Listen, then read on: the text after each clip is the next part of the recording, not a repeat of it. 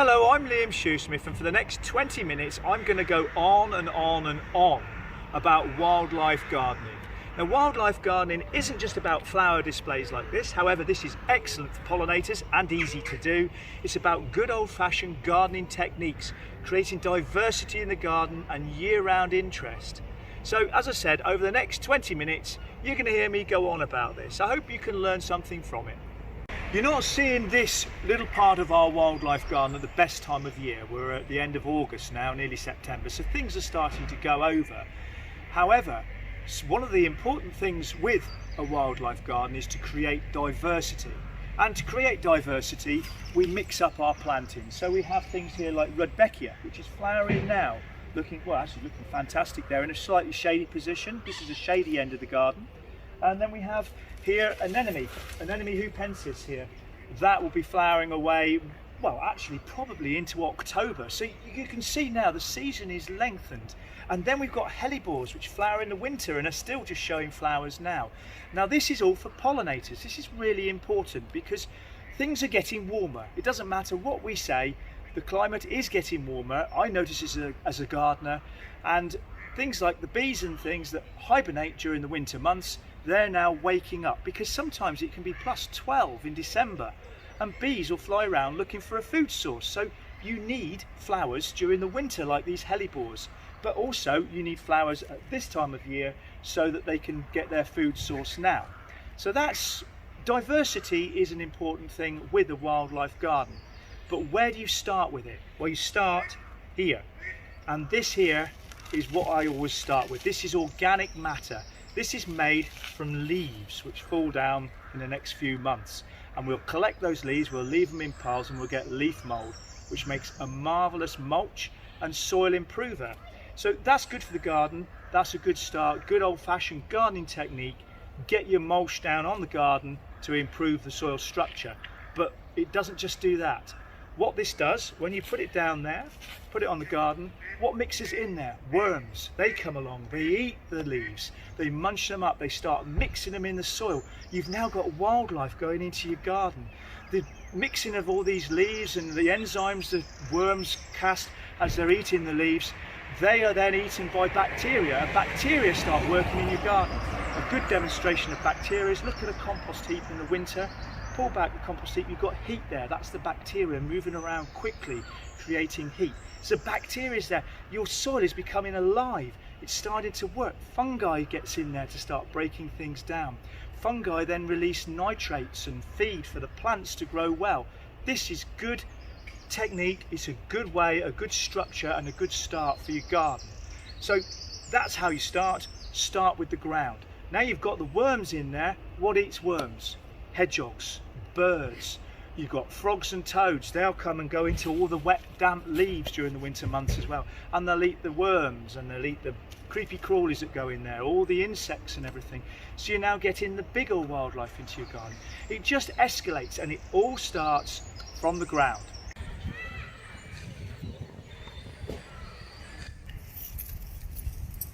Okay, so we're back out in the gardens, and we're just on the back of Storm Francis. Storm Francis was yesterday, and we have loads of twigs and branches that have fallen down onto the lawn areas which we need to tidy up. And what we'll do with this, we'll take them away from the gardens out of sight, and we'll make brash piles. Those brash piles are great for wildlife. We'll just leave them there. Things like hedgehogs will hibernate in there. You get frogs and toads that will go in there. But we keep it out of the way of the garden because it can look a bit untidy. But we've got something else in the gardens here, something you wouldn't want in your garden, a dead tree. Unfortunately, this crab apple died, and we've got to cut it down. So what we're going to do, we're going to be cutting the trunk away on this, and we'll break it into sections, and we'll have logs then, and we can make log piles. Now, you could also put them out of the way of the gardens, or you could make a decorative log pile and give your garden sort of like a woodland feature. So we just pile up the logs and we'll plant it with ferns, Matusia ferns, those shuttlecock ferns, and things like hostas and that. Make it look a real feature, a woodland feature. As I said, you could have foxgloves and things coming up behind it as well. And that will be home for frogs, newts, toads, woodlice, and things like earwigs as well. And earwigs sometimes said they're the bad guy of the garden. They're not. They're actually omnivores. They'll eat some of the aphids and things as well and help your gardeners out. So you can create all these things. You can have your garden working with all the wildlife. You can have it looking good with all the ferns and the foxgloves and everything else, and just making use of what you're going to have to remove from the garden.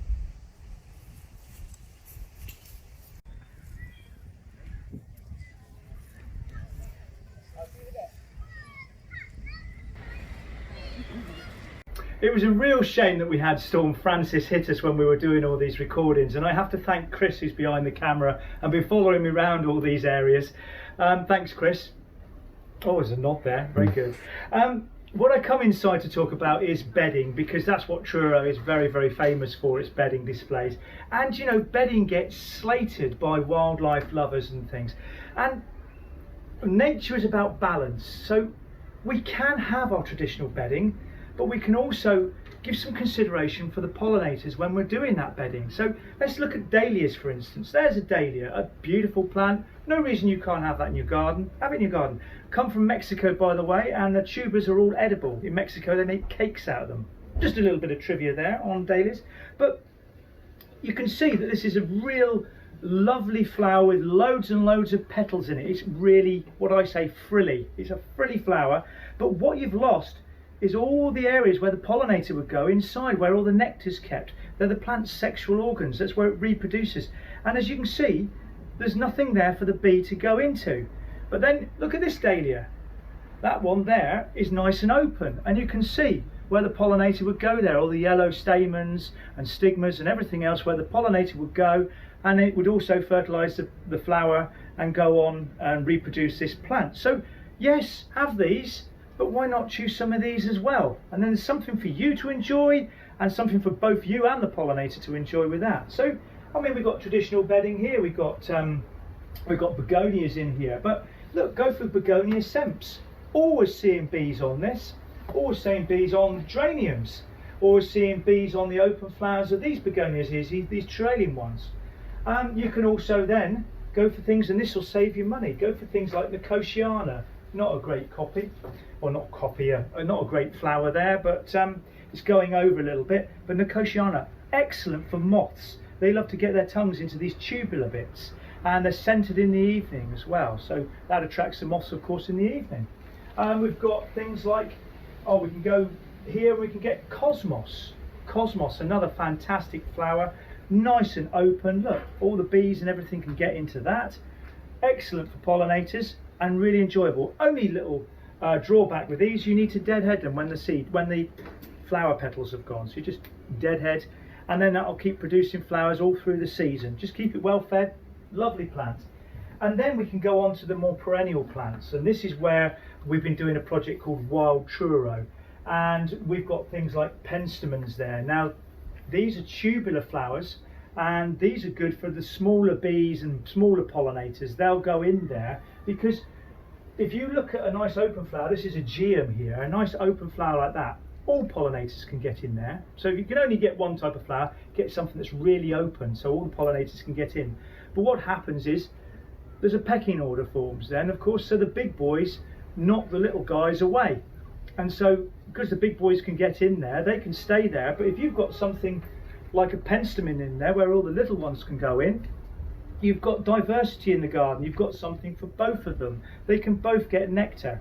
And also with penstemons, you get sometimes the big boys, the big bees, the bumblebees, will come round and they'll nibble the back, and you'll get little holes in the back of the flower, and it's called nectar robbing. So what they do, they don't go in there and pollinate the flower, they go straight to the pollen, straight to the nectar at the back by just nibbling a little hole in there. But penstemon, excellent plant, and also you just take softwood cuttings off it. Then we've got Echinops retro. Now this is a globe thistle.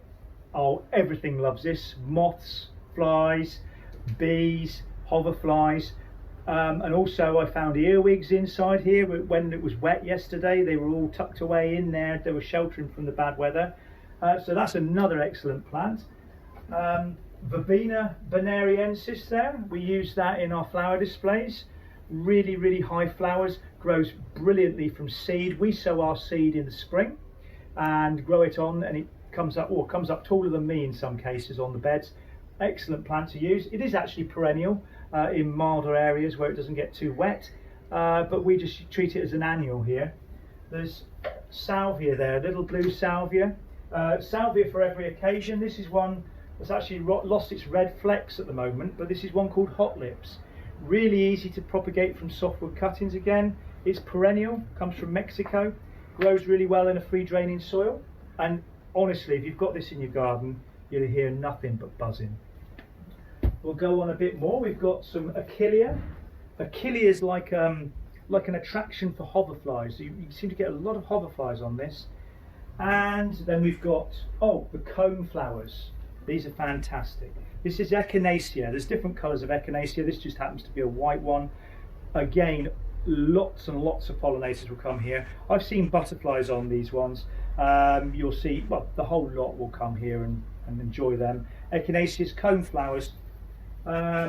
We've already done a geum. Geums are great. This is one called Tangerine. This will flower all summer. All summer this will be going on, and it goes lovely with this geranium in front of it as well. I think this geranium's called Roseanne. I never get the name right, but again, this will just keep flowering all through the summer. In fact, I've got one at home like this, and it was flowering in December because we had a mild winter. It just kept flowering. And I've got a lovely picture actually of a little fly in there in December. The flies, obviously it was a bit warmer, flies were going around and they were getting in there. You've got sedums here. There's lots of varieties of sedum. Here we go, Leucanthemum. This is excellent, and it splits as well. So it's a herbaceous perennial, and you can split this in the spring and make lots of clumps. Grows like mad. Rudbeckia, love this plant. Again, goes with the cone flowers quite nicely, and again, lots and lots of pollinators will go there. We've got Persicarias. It's just endless. Here's a really good one to use. This is one called Nepeta. Now this is a narcotic for cats. Quite often, if you've got it growing in your garden, you'll find a cat will come along and you'll find little dents in the plant, and that's where the cats have been rolling, because it's actually a narcotic. So, okay, you get your cats high, but the bees, they love it. They absolutely love it. It's a great replacement for lavender if you can't get it to grow in your garden. Just a free draining soil, and you can take cuttings again of this with softwood cuttings, and you can split the clumps as well in the spring. So, and here we go, somebody gave us some Buddleia. This is a little dwarf one. I haven't got a clue which variety it is, but Buddleias, they're known as the butterfly bush, and boy, have we had some butterflies around our Buddleias this year. Lots and lots of varieties. This is a little dwarf one. If you go for the buzz varieties, they're small ones as well. They're relatively new, but unfortunately I just don't know what that one's called. Somebody gave it to us. And then we go, fuchsia. Fuchsia microphylla. Got this in my garden. Again, grows and flowers like mad, and there's a little fruit on here as well, which the birds and that will pick at. And actually, when it's mild, it will even flower in the winter. I had bees around mine in January last year in my garden at home. So they're all going on in the summer, but I know I keep going on about it. Diversity, diversity, diversity is a thing I'm always going on about with these plants. And so we need something to go and flower in the winter, something that's going on in the winter. So we have plants like, Mahonia. This will flower, it's strongly scented. Things that flower in the winter generally pull out all the stops. They're really colourful and they're usually quite scented. This will be excellent for the garden. A lovely evergreen foliage for a back display, but these lovely yellow flowers in the winter that the pollinators that wake up can go to. This is one, you can't see the flowers because it's winter flowering, but this is called Lonicera fragrantissima, and this has little white flowers all the way down the stem, and it'll have no leaves on in the winter. And so those are great for pollinators, but also you can snip that, put it in your kitchen and give a nice scent into your kitchen. Then we've got winter box, so it flowers in the winter, little white flowers all over it, lovely scent. So you're creating flowering all year round, and this is for the pollinators that wake up in the warmer weather in the winter, because we do get warmer weather now and we get a lot more pollinators waking up. You've also got here things that will help the birds. Now this is Sorbus. And this is a mountain ash or a rowan tree, and you get lovely white flowers in it in May, and then you get these berries at this time of year which are absolutely gorgeous, and they stay on the tree until the birds eat them. So they'll stay on all through the winter until the birds have polished them off. So things like, I don't know, thrushes, blackbirds, redwings, all these things can come to here. So there's something for the birds there as well. And oh, not to forget, oh, and there's a half dead flower of it. It's dried and looked at, but that's a hellebore, winter flowering again, nice open flowers for the pollinators. So it's just about creating diversity, having those nice open flowers if you can't find anything else, and just something that will flower all the way through the year. Just get your books. The RHS as well have got an excellent website with loads and loads of pollinator friendly plants. So really easy to do, and these things can be propagated. Get friends with your neighbours, go over there and just see if you can take some splits off their herbaceous perennials or take some cuttings during the summer and just grow them for free.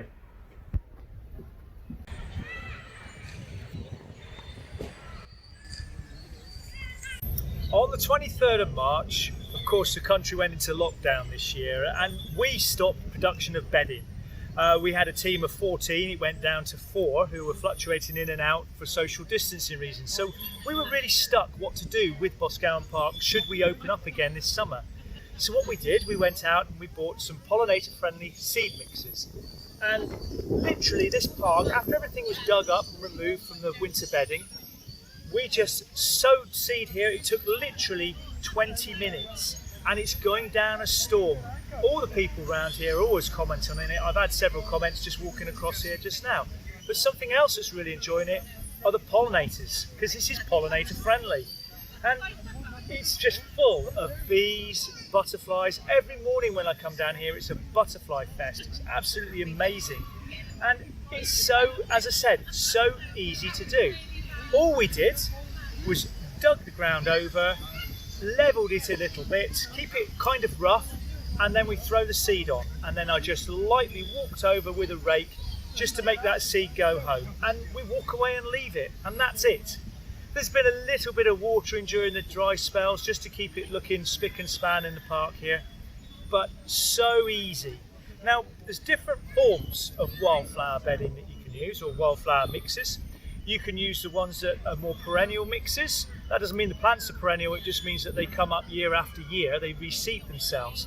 Now they are generally done in the autumn because you'll get things like yellow rattle in there which need the cold weather to break down the seed and help it germinate in the spring. But here, this was sown in May. So if you use this type of mix here, you can sow it anywhere between April and early June and you'll get this display. It's really simple and it doesn't cost as much as the bedding actually. We'll go back to bedding next year, but the public's opinion, I think we're going to still be using this in the park, elsewhere in the park. We're going to make some new beds next year to introduce these pollinator friendly mixes. So really easy to do, and as I said, it doesn't cost a fortune at all. And you can also deadhead at this time of year, collect the seeds, put them in an envelope, and you can sow them in April, June next year. Here in Boscawen Park, it's a really busy park, and it was a formal park, and it still is a formal park in places, but what we've done in some areas, we've left the grass grow a bit longer. And all we've done is just sort of cut round the edge of it and just left the grass grow longer. And this grass is a great habitat for loads and loads of different sorts of wildlife. I mean, you get your crickets, your grasshoppers, there's all sorts of beetles and all sorts of larvae will go in here. Then you get the birds come in here early in the morning. You see quite a lot of birds in here eating some of the insects and stuff. So you've got a little ecosystem in here just by leaving the grass grow longer. Now, if you've got the opportunity to do that, that will be great help for wildlife. And just to pretty it up a bit, we put some Verbena bonariensis in there. And next year when that bulks up, it'll look quite pretty with these little candelabras all over it as well. And it's also great for things like voles and mice. Voles and mice are on the decline along with everything else because they lose their habitat, which is long grass. So in amongst here you will see voles and mice, and if you've got a big area of that, that helps things like owls and birds of prey, or anything really that hunts voles and mice.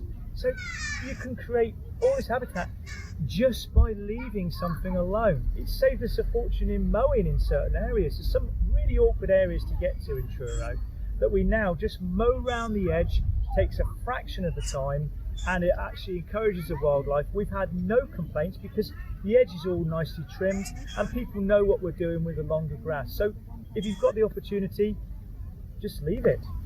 Right, we're finishing off in the wildlife garden down at Boscawen Park, and here we got the logs here that we sawed down a couple of years ago. See all the fungi on there, and down here there's a load of sawdust, so something's carving away a new home down here, full of wood lice, all sorts of things going on here.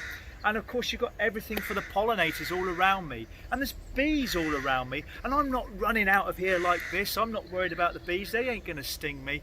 And with all this improvement we've made for pollinators in Boscawen Park, we've had no more reports of stings than normal at all whatsoever.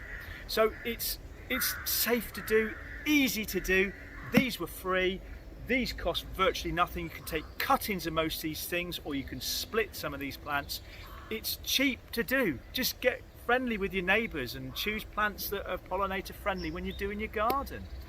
Now, just to finish off, I've done 20-25 minutes now waffling of wildlife and gardening. You've probably had enough of me. I know my wife would have done anyway. But I've missed so much when I've been talking. I've missed ponds. I mean, build a pond, you've got somewhere for animals to come and drink. You've got things for larvae of dragonflies and other water-dwelling life to live. You can put frogs and newts, they'll go into there as well. But if you've got a wildlife pond, lay off the goldfish a little bit, because they're going to eat everything in there. So if you want goldfish, have two ponds, one with goldfish and one for wildlife. Not easy to do. And I've missed things like rockeries. Rockeries are fantastic for reptiles and other animals. And bees and things also will dig little tunnels in south-facing rockeries where they can live as well. Herb gardens. Herb gardens are great for pollinators again. Butterflies love them. Put some logs around or stones around in herb gardens, you'll see the butterflies basking in the sun. These are things we've been doing for years. We just need to do it and consider the wildlife. So look around on YouTube. I've done more videos on how to take cuttings and other things. Thank you for listening to me, and carry on with some more wildlife gardening on your own. Thank you very much.